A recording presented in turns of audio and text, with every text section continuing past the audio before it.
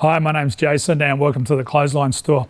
In this video, we're going to review the very popular low line attachment, which attaches to all the air dry folding frame clotheslines we have.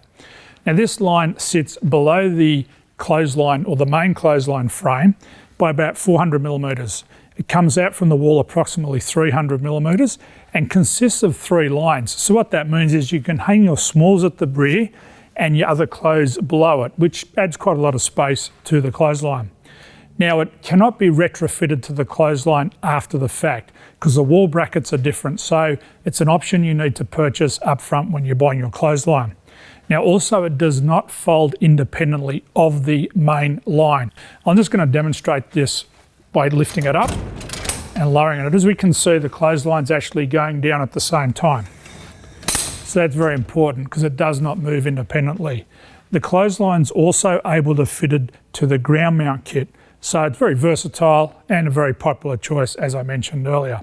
So I hope this has helped you understand what the low line attachment is. My name's Jason. Thanks for visiting the clotheslinestore.com.au and bye for now.